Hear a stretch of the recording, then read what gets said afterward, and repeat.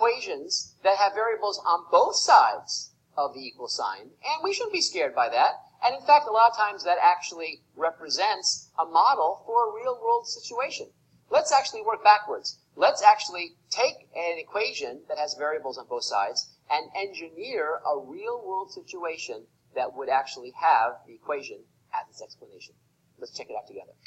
So let's write a real-world situation that can be modeled by the equation 5.95x equals 5.15x plus 4.8.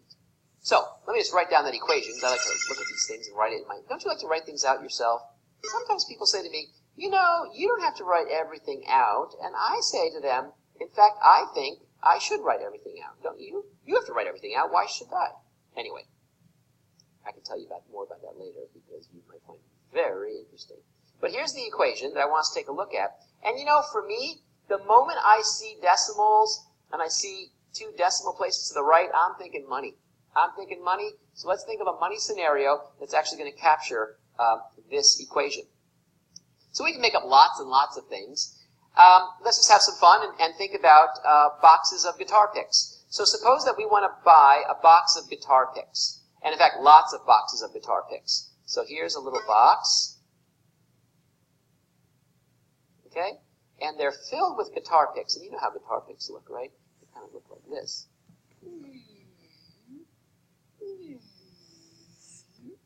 And so there's lots of little guitar picks. They're very fancy. There's a bunch of them in there. You get the idea. And so we want to buy a bunch of them. Okay. Well, maybe we're going to order these online. All right? And there's two different online stores that we could actually buy the same type of boxes of guitar picks. Okay, let's take a look at the scenario and see if we can figure out kind of some words. How about with the first store, they charge $5.95 per box of guitar picks and free shipping. So in this scenario, we see $5.95 per box and free shipping. Free shipping always sounds good.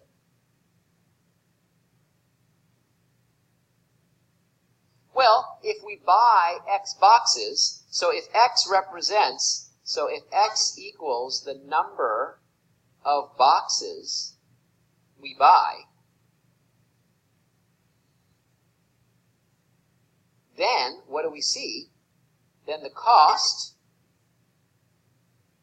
with this particular store would be $5.95 times the number of boxes, which is $5.95 times X.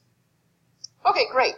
Now, let's think of the second online store. The second online store, it's great because they're going to actually charge less. They're only going to charge $5.15 per box.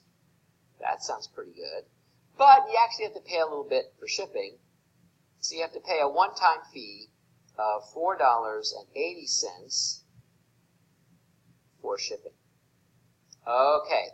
So you see, it's a little bit interesting, isn't it? Because here, it's a larger price. This is larger than this, but free shipping. This is smaller than this, but you have to pay a little extra for shipping. It's not quite clear who wins, right? But if you were to buy X boxes there, then what would the cost be? Here the cost would be $5.15 times the number of boxes X you buy, and that means plus $4.80. So here's a question we can now ask. Given that it's not clear who wins out, right? This is more expensive but free shipping. This is less expensive but we have to pay for shipping. We could ask, hey, how many boxes would we have to buy so that the cost of store A and store B, in fact, are the same? And so that's asking, when are these equal? There, we just created a scenario. So let me actually say the scenario from the very beginning, and I'll try to point to the various places so you can see what's going on. One online store charges $5.95 per box of guitar picks with free shipping. Another online store charges $5.15 per box of guitar picks plus $4.80 for shipping. The question is, how many boxes, so find X, must be, so how many boxes must a customer buy so that the cost will be the same at both stores? There. We actually created an interesting story where, in fact, to resolve the story, we have to create an equation, and in fact, it's the exact same equation that we started with. So, equations, even equations that have unknowns on both sides, turn out to be really valuable and practical, and we get to see them in action. So, the next time you're strumming away on a guitar, realize that behind that, there might be an equation with unknowns lurking on both sides. See you soon.